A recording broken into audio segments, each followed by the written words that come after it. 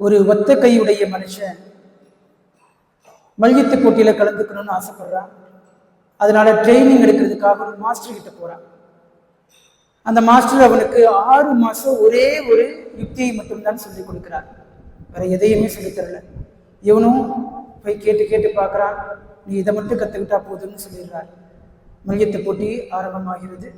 இவனை வீழ்த்துவதற்கு ஒருவரால் கூட முடியவில்லை. எல்லா போட்டியிலும் இவன் மட்டுமே வெற்றி பெறுகிறான். எல்லாருக்கும் ஒரே ஆச்சரியம், எப்படி ஒத்த கையை வச்சுக்கிட்டு இவன் எல்லா போட்டியிலையும் ஜெயிக்கிறான் அப்படின்னு.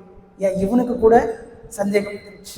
தன்னுடைய மாஸ்டர்கிட்ட போய் கேட்குறான், எப்படி என்னால் ஜெயிக்க முடிஞ்சது அப்படின்னு கேட்டதுக்கு இந்த மாஸ்டர் சொன்னாராமா, உன்னை ஜெயிக்கணும் அப்படின்னா உன்னுடைய இன்னொரு கையை மடக்கி பிடிச்சா மட்டும்தான் உன்னை ஜெயிக்க முடியும். ஆனால் அதிர்ஷ்டவசமா உனக்கு ஒரு கையே இல்லை.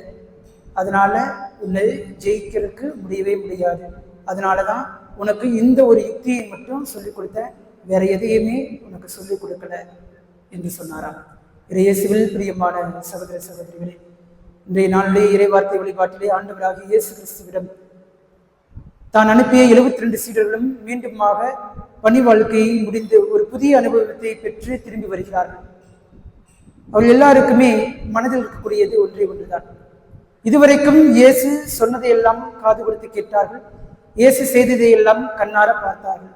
ஆனால் இந்த ஒரு அனுபவம் அவருடைய வாழ்க்கையே அப்படியே புரட்டி போட்டது. காரணம், இது எதையெல்லாம் பார்த்தார்களோ, எதையெல்லாம் கேட்டார்களோ, இப்பொழுது நேரடியாக அவர்களே செய்யக்கூடிய ஒரு பாக்கியத்தை அவர்கள் பெற்றார்கள். அவர்களுடைய பேச்சுக்கு பேய்கள் கூட கீழ்ப்படுகின்றன. அவர்கள் தொட்டால் எல்லா நோய்களும் குணம் பெறுகின்றன. இயேசுடைய நற்செய்தியை அனைவருக்கும் அறிவித்தார். சீருடைய மனநிலை ஒன்றே ஒன்றுதான். இயேசு எங்க போக சொன்னாரோ அங்க போனாங்க, எதை செய்ய சொன்னாரோ அதை செய்தார். அதிலே எதிரையோ விதமான கேள்விகள் இருந்திருக்கலாம், சந்தேகங்கள் இருந்திருக்கலாம். ஆனால் அவர்கள் செய்தது எல்லாம் இயேசுவை முழுமையாக நம்பினார்கள். எதையெல்லாம் செய்ய சொன்னாரோ அதை தட்டாமல் செய்தார். அந்த எளிமையான விசுவாசம்தான் அவருடைய வாழ்க்கையிலே ஒரு புதியதொரு அனுபவத்தை அவர்களுக்கு கொடுத்தது.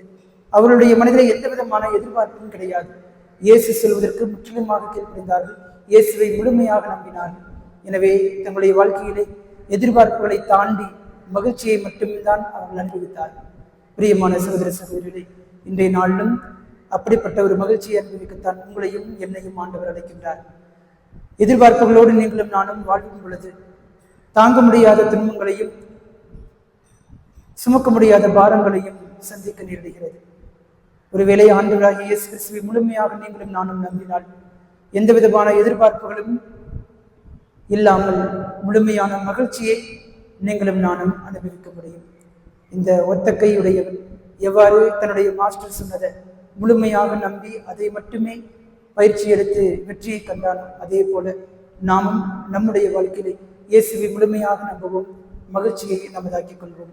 கடவுள் உங்களையும் என்னையும் நிறைவாக ஆசீர்வதிப்பாராக. ஆமென்.